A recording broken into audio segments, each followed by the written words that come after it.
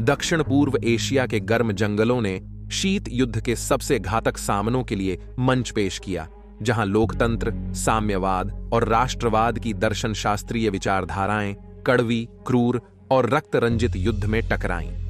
Vietnam फ्रांसीसी साम्राज्य के पतन की राख से उत्पन्न हुआ, लेकिन एक विभाजित देश था, एकजुट, दोनों पक्षों को एकीकरण का सपना देखते हुए, लेकिन अपनी विश्वासों के मामले में समझौते के बिना। 19 वर्षों तक चलने वाले और 2 मिलियन से अधिक जीवनों का दावा करने वाले वियतनाम युद्ध उतने ही इच्छा शक्ति के युद्ध थे जितने की युद्ध नीति और हथियारों के, और इस संदर्भ में साम्यवादी उत्तर और उनके समर्थकों ने दक्षिण में वियत कांग इच्छा शक्ति का बहुत सारा बचत किया, इतना कि पश्चिम की तकनीक भी उनकी विजय की ड्राइव को मंद नहीं कर सकी। दक्षिण वियतनाम का साम्यवादी उत्तर में समाप्त होने पर भी इतिहास, विशेषकर पश्चिम, इसे अमेरिकी दुर्भाग्य के रूप में देखता है, जिसने अमेरिकी प्रतिष्ठा, प्रभाव और समाज को गहरा नुकसान पहुंचाया। संयुक्त राज्य अमेरिका दक्षिण वियतनामियों की रक्षा में पूरी तरह से अकेला नहीं था। उन्होंने अपने सहयोगियों से सैन्य और कूटनीतिक सहयोग की अपील की। आज के एपिसोड में हम वियतनाम युद्ध पर चर्चा करेंगे। वियतनाम युद्ध में एक महत्वपूर्ण सहयोगी की जांच के लिए ऑस्ट्रेलिया। विश्व युद्धों में आपका स्वागत है।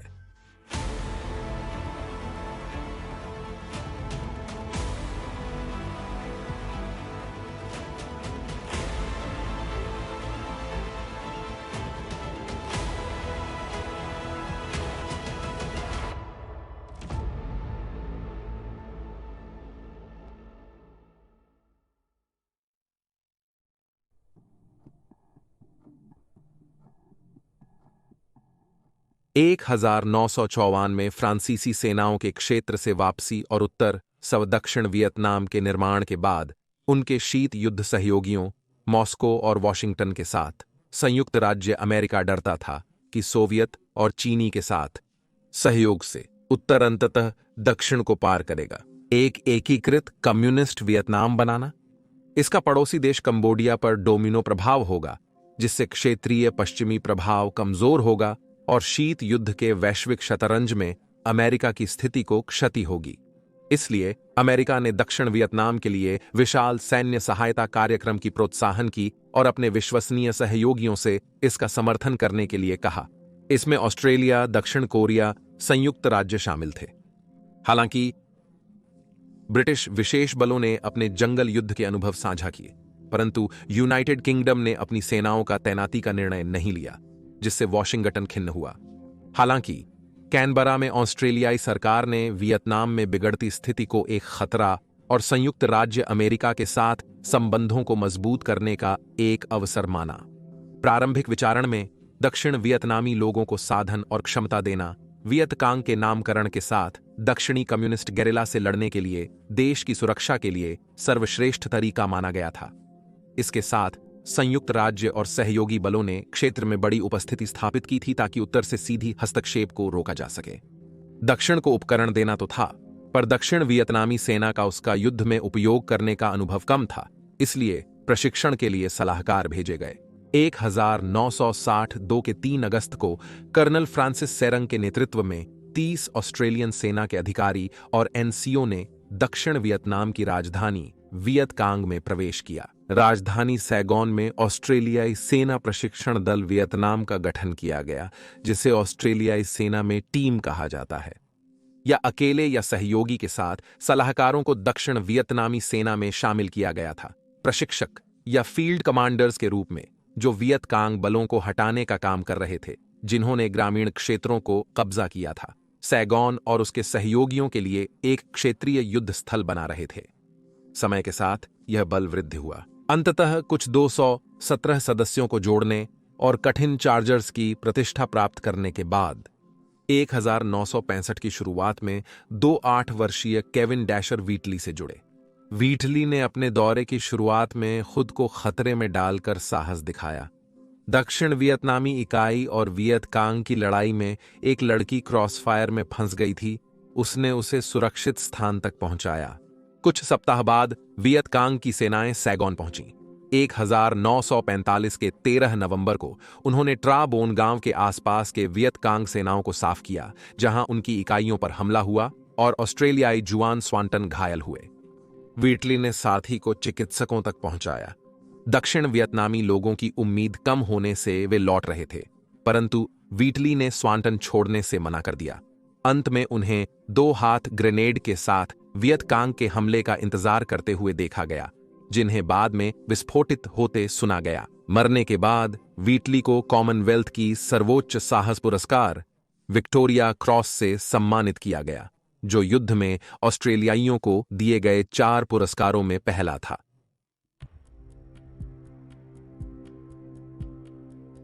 व्हीटली त्रा बोन के मारे जाने तक ऑस्ट्रेलिया पहले ही संयुक्त राज्य अमेरिका का अनुसरण कर रहा था और उत्तर वियतनामी सेना के साथ बढ़ते हस्तक्षेप में अपनी भागीदारी बढ़ा रहा था। दक्षिण में एक साधारण सलाहकार से अधिक बनकर और एक सीधी युद्ध नीति आरंभ करते हुए ऑस्ट्रेलियाई प्रधानमंत्री रॉबर्ट मेंजीज ने 19 अप्रैल 1965 को ऑस्ट्रेलियाई संसद को घोषणा की, कहते हुए, यह हमारा निर्णय है कि दक्षिण वियतनाम में एक बटालियन को समर्पित करने का निर्णय इस समय क्षेत्र की रक्षा में हमारा सबसे उपयोगी अतिरिक्त योगदान है। दक्षिण वियतनाम का अधिग्रहण ऑस्ट्रेलिया और दक्षिण पूर्व एशिया के देशों के लिए सैन्य खतरा होगा। इसे कम्युनिस्ट चीन का हिंदी और प्रशांत महासागरों के बीच एक धक्का माना जाना चाहिए। युद्ध सेनाओं को तैनात करने की कुछ आपत्तियां थीं, लेकिन आमतौर पर ऑस्ट्रेलियाई लोगों ने इसे समर्थित किया। मेंजिस ने, जिन्होंने सोचा था कि ऑस्ट्रेलिया को शायद अपनी प्रतिबद्धता बढ़ानी पड़ेगी, एक कम लोकप्रिय नई नीति शुरू की थी। मेंजी ने पिछले वर्ष राष्ट्रीय सेवा योजना लागू की, जिसने स्वस्थ युवा पुरुषों को वियतनाम सेवा के लिए चुनने की अनुमति दी। मेंजी को अनपेक्षित रूप से दक्षिण वियतनाम के प्रधानमंत्री फान होई क्वाट का विरोध मिला, जिन्हें विदेशी सैनिकों के अधिक प्रवेश से कम्युनिस्ट प्रचार का डर था, परंतु अमेरिका के दबाव ने उनकी चिंताएं निरस्त कर दी। मेंजिस का सामना बाद में विवाद से होगा, क्योंकि उन्होंने दावा किया कि उन्होंने संदेशों के बारे में संसद को भ्रमित किया, क्योंकि उन्होंने इसे एक तरह से फ्रेम किया। जून 1965 में पहली रॉयल ऑस्ट्रेलियन रेजिमेंट बन हुआ प्रांत में युद्ध कार्यवाही शुरू करने के लिए पहुंची। वे कुछ 800 कर्मचारी थे, और जबकि यह अमेरिका की तुलना में एक बूंद थी, जिन्होंने 2 लाख से अधिक तैनात किए थे, एक कूटनीतिक दृष्टिकोण से उन्होंने एक शक्तिशाली संकेत भेजा कि पश्चिमी दुनिया दक्षिण पूर्वी एशिया में कम्युनिज्म के प्रसार को रोकने में एकजुट थी। इसने ऑस्ट्रेलिया अमेरिका के संबंधों को मजबूत किया। मेंजिस की उम्मीद थी कि यह भविष्य में व्यापार और सुरक्षा सौदे को बढ़ावा देगा। 1957 की 26 जनवरी को मेंजीज ने सार्वजनिक जीवन से संन्यास ले लिया और उनके उत्तराधिकारी हारोल्ड होल्ट बने, जो जल्दी ही अमेरिका जाकर राष्ट्रपति लिंडन बी से मिलने गए। जॉनसन ने वियतनाम युद्ध में ऑस्ट्रेलिया के सहयोग की पुष्टि करते हुए कहा कि ऑस्ट्रेलिया एलबीजे का कठिनाई में साथ देने वाला मित्र है। होल्ट ने इसे $1000 की अतिरिक्त प्रतिबद्धता करके समर्थन किया।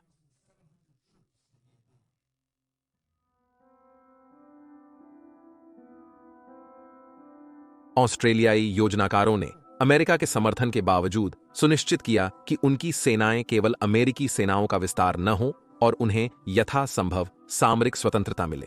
यह ऑस्ट्रेलिया की सबसे बड़ी लड़ाई की प्रतिबद्धताओं में से एक बनी, खासकर पहले ऑस्ट्रेलियाई कार्यबल ATF की तैनाती, जिसे रॉयल ऑस्ट्रेलियाई नेवी ने सप्लाई किया। एक ATF शुरू में रॉयल ऑस्ट्रेलियाई रेजिमेंट की 2 बटालियनों से मिलकर बना था, हालांकि इसे 1977 में 3 में बढ़ा दिया गया था, क्योंकि संचालनों की गति बढ़ी थी।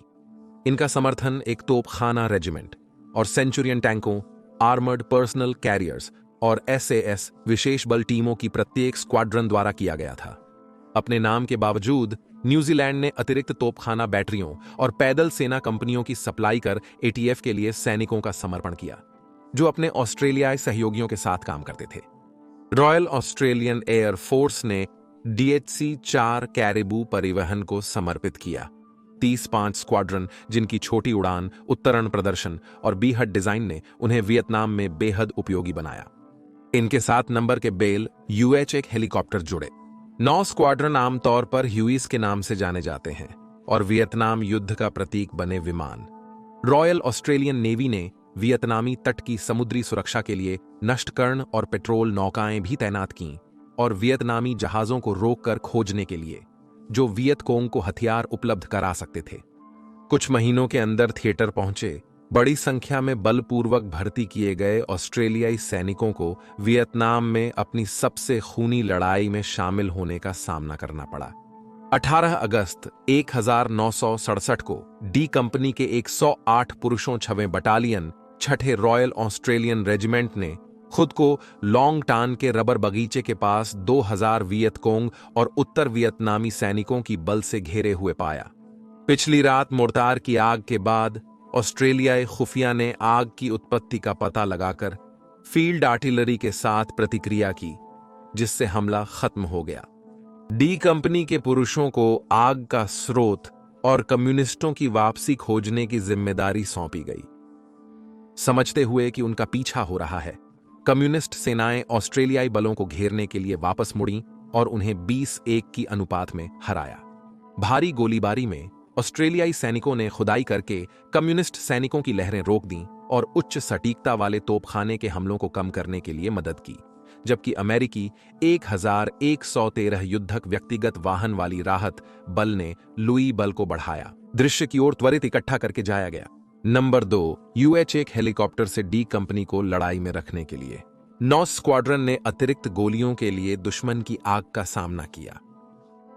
APC ने जब तक लड़ाई के स्थल पर घायलों और मृतकों का निकासी शुरू किया, तब तक रात हो चुकी थी। 18 मौतों और 25 घायलों के साथ ऑस्ट्रेलियाइयों ने युद्ध को पहली बार हार के रूप में देखा। हालांकि बड़ी तस्वीर सामने आने पर हार शानदार विजय में बदल गई। कम्युनिस्ट बल उस रात हमले की तैयारी कर रहे थे। लॉन्ग टैन में हुई लड़ाई के कारण हमला रद्द कर दिया गया था। जबकि आंकड़ों पर विवाद है, सबको सहमति है कि वियत कांग और उत्तर वियतनाम की नुकसान ऑस्ट्रेलियाइयों की तुलना में ज्यादा था। ऑस्ट्रेलियाई आंकड़ों का अनुसार 250 की मौत हुई, परंतु इतिहासकार इसके वियत कांग क्षेत्रीय कार्यवाहियों पर प्रभाव का विवाद करते हैं। यह युद्ध ने उत्साहहीन सैनिकों के बावजूद ऑस्ट्रेलियाई बल की महत्ता को उजागर किया और बाद में अमेरिकी कमांडर जनरल विलियम वेस्टमोरलैंड ने अपने ऑस्ट्रेलियाई सहयोगियों की प्रशंसा की। 1957 में 19 अप्रैल को राफ ने दक्षिण वियतनाम में अमेरिकी बेस पर फन रंग के अंग्रेजी विद्युत कैनबेरा बम्बरों की तैनाती शुरू कर ऑस्ट्रेलियाई वायु शक्ति को बढ़ाया, जहां से वे साम्यवादियों के खिलाफ युद्ध के समर्थन में सप्ताह में औसतन 8 मिशन उड़ाते थे। A6 इंट्रूडर जैसे उन्नत अमेरिकी युद्ध विमानों के तुलना में कैनबेरास ने अपनी सादगी के बावजूद लक्ष्य साधने में सटीकता की प्रशंसा प्राप्त की। यह अनिर्दिष्ट बमों को लक्ष्य बिंदुओं के 45 मीटर के भीतर पहुंचाता है और 800 फीट की कम ऊंचाई पर उड़ान भरकर सैनिकों को वायु सहायता प्रदान करता है।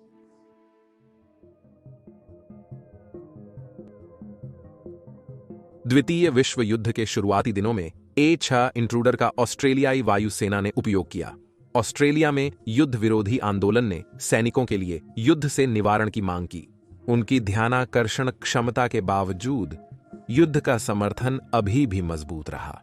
यह तब था जब ऑस्ट्रेलियाई रक्षा विभाग ने स्वतंत्र अध्ययन जारी किया था, जिसमें यह निष्कर्ष निकाला गया था कि दक्षिण वियतनाम के कम्युनिस्टों के अधिकार में आने पर ऑस्ट्रेलिया के लिए खतरा कम होगा। 1927 के अंत में ऑस्ट्रेलियाइयों की सार्वभौमिक सहमति थी कि उनके सैनिक वियतनाम के उत्तर को हासिल करने से रोकने में अमेरिका और दक्षिण वियतनाम की मदद कर रहे थे, लेकिन लड़ाई के अंत की कोई संकेत नहीं था, जैसा कि मेंजीज ने 3 साल पहले ऑस्ट्रेलियाई सैनिकों के तैनात होने की घोषणा की थी। 1977 में वियतकांग और उत्तर वियतनामी सेना ने विशाल टेट हमले की शुरुआत की। वियतनाम के लोगों को हमले की अच्छी जानकारी थी। यह समन्वित था, सभी महत्वपूर्ण स्थलों पर हमला और दक्षिणी सेनाओं को ओवरवेलम करने के उद्देश्य से। यह ऑस्ट्रेलियाई सैनिकों पर हमला भी शामिल था। पहले लड़ाई बहुत ही गेरिला शैली की घातक और हिट एंड रन की घटना थी, लेकिन अब यह दक्षिण वियतनाम की सड़कों में खुली युद्ध थी और फिर वापस ग्रामीण क्षेत्र में। यह साम्यवादी बलों की एक बड़ी जुई थी, जिसे उन्होंने हार दिया, क्योंकि यही वह युद्ध था जिसे ऑस्ट्रेलियाई सेना ने सदैव चाहा था। टेट आक्रमण अंततः एक विफलता थी, लेकिन विजेताओं के लिए क्रूर विडंबना के मोड़ में हत्याकांड के दृश्य ऑस्ट्रेलिया भर के टेलीविजन स्क्रीन पर दिखाए गए, जिसने केवल युवा ऑस्ट्रेलियाइयों को एक कारण के लिए लड़ते रहने की आक्रोश को बढ़ाया, जिसके गुणों के बारे में अब कई लोग अनिश्चित थे। इस प्रकार, जबकि एक एटीएफ शक्ति की चरम सीमा 7,672 ऑस्ट्रेलियाई और 552 न्यूजीलैंडरों पर थी, तब भी 1,969 में सैनिकों को घर लाने का मुद्दा कैनबरा में राजनीतिक विषय बन गया था। इस दौरान लड़ाई जारी रही, क्योंकि साम्यवादी बलों ने समर्पण से जिद्दी रूप से इनकार किया। ऑस्ट्रेलियाई सैनिकों की शक्ति को साम्यवादियों को उनके अड़े हुए स्थलों से हटाने में कमी नहीं आ रही थी। बहुत सारे ऑस्ट्रेलियाई सैनिक खुदाई के दौरान घायल हो रहे थे या मर रहे थे, जिन्हें इंजीनियरों द्वारा तलाशा जा रहा था। बाद में पता चला कि खुदाई ऑस्ट्रेलियाई जंपिंग जैक उपकरण थे जो ऑस्ट्रेलियाई स्वयं ने रखे थे। डैट डो और तट के बीच 10 किमी के आसपास वियतकांग को संचालित करने के तरीके। बजाय इसके, वियतकांग ने उनमें से हजारों को खोदकर ऑस्ट्रेलियाइयों के खिलाफ पुनः उपयोग किया।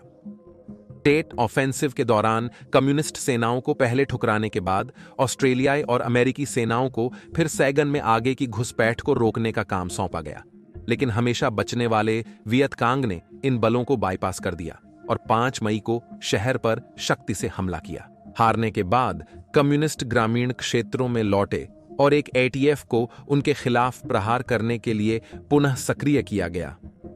उनके भागने के मार्ग पर कोरल और कूगी नामक आग के आधार स्थापित करते हुए 12 मई की रात को कोरल के नीचे भारी हमला हुआ, जिसमें ऑस्ट्रेलियाई परिधि तोड़ दी गई और केवल ऑस्ट्रेलियाई सेना के लिए अधिकतम आग की शक्ति इसने आधार को पूरी तरह ओवररन होने से रोक दिया। 22 मई को कोरल पर फिर से हमला होगा, जिसके बाद ऑस्ट्रेलियाई हमलावर हो गए और केंद्रीय टैंकों का उपयोग करके उत्तर वियतनामी सेना मुख्यालय की ओर बढ़े। 26 मई को बाओमोरल नामक नए अग्नि सहायता आधार की स्थापना और ऑस्ट्रेलियाई भारी हमले के अधीन होने के बाद अगले दिनों में अधिक हमले हुए। लड़ाई जून तक जारी रही, ऑस्ट्रेलियाई क्षेत्र का नियंत्रण हासिल करने की कोशिश में। फिर से युद्ध गेरिला कार्यवाही के विपरीत पारंपरिक जंगल युद्ध की याद दिलाता था।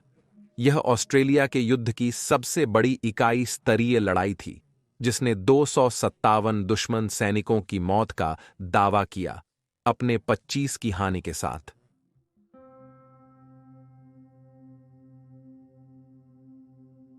एक 1969 की चरम समयावधि के बाद अब ऑस्ट्रेलियाई सैनिकों की संख्या कम होने जा रही थी, क्योंकि प्रधानमंत्री जॉन गॉर्डन के नेतृत्व में ऑस्ट्रेलियाई सरकार ने दक्षिण वियतनामी प्रशिक्षण पर फिर से ध्यान केंद्रित करने और युद्ध की प्रमुख कार्यवाही का नेतृत्व करने का निर्णय लिया।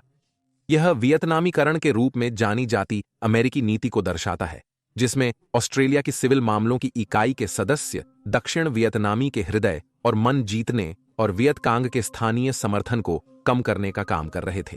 1970 के नवंबर में नहीं, 8 रॉयल ऑस्ट्रेलियन रेजिमेंट को कर्तव्य समाप्त होने पर वापस लिया गया, उनकी जगह नहीं ली गई, जिससे ऑस्ट्रेलियाई सैनिकों की वापसी की आशंका हुई।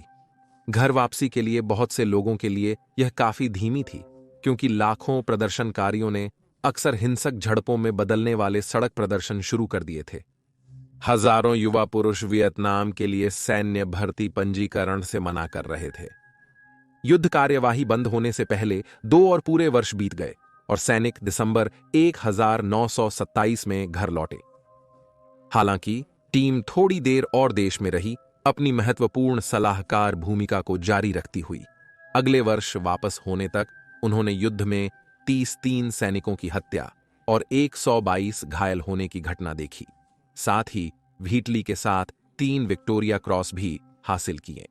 कुछ ऑस्ट्रेलियाई सैनिक देश में ऑस्ट्रेलियाई दूतावास की सुरक्षा के लिए बने रहे, जब तक कि कर्मचारियों का संक्षेपण 1902 में नहीं हुआ। इससे पहले कि सैगॉन अंततः 1975 में गिर गया, जिससे वियतनाम में युद्ध समाप्त हो गया। कुल 60,000 ऑस्ट्रेलियाई वियतनाम में सेवा कर चुके थे, जिनमें से 15,000 से अधिक को बलपूर्वक सैन्य सेवा में लिए गए थे। युद्ध में 521 ऑस्ट्रेलियाई और 37 न्यूजीलैंड के योद्धा जो एटीएफ के साथ लड़ रहे थे वे मर गए, हजारों घायल हुए और अनेकों को पोस्ट ट्रॉमेटिक स्ट्रेस विकार का सामना करना पड़ा। आज ऑस्ट्रेलिया की युद्ध के भावनाओं का विश्लेषण करना अमेरिकियों की भागीदारी की तुलना में अधिक कठिन है। 1965 में वियतनाम के चीनी समर्थन और साम्यवादी विस्तार के कारण ऑस्ट्रेलियाई वास्तव में खतरा महसूस करते थे, जो संयुक्त राज्य मुख्य भूमि से अधिक करीब था, और यह अनुभव आज भी कई ऑस्ट्रेलियाई कर रहे हैं। युद्ध के आयोजन पर विवाद चल रहा है, विशेष रूप से समावेशन कोण के संबंध में। कहां कुछ ऑस्ट्रेलियाई युद्ध को अनिवार्य मानते हैं, विपरीत स्थिति में आपदा हो सकती है। ऐसे कदम सिर्फ तब उठाए जाने चाहिए जब ऑस्ट्रेलिया पर सीधा हमला हो, जैसे कि द्वितीय विश्व युद्ध में। वियतनाम में ऑस्ट्रेलियाई हस्तक्षेप ने अमेरिका की तरह सरकार की प्रतिष्ठा को गंभीर रूप से प्रभावित किया, असंतोष उत्पन्न किया और ऑस्ट्रेलियाई संस्कृति और पहचान पर भी असर डाला। लेकिन ऑस्ट्रेलियाई समाज पर व्यापक प्रभाव के बावजूद कई ऑस्ट्रेलियाई अपने सेवा कर्मियों के हस्तक्षेप और उनके द्वारा दिखाई गई वीरता और समर्पण में गर्व महसूस करते हैं, एक ऐसे युद्ध को लड़ते हुए जिसे उस समय भी कई लोगों ने अजेय माना था। और वहां ऑस्ट्रेलिया का वियतनाम युद्ध है। अपने विचार और प्रतिक्रिया के साथ टिप्पणी करें और वीडियो को पसंद करने और चैनल की सहायता के लिए सदस्यता लें। देखने के लिए धन्यवाद। अगली बार मिलेंगे।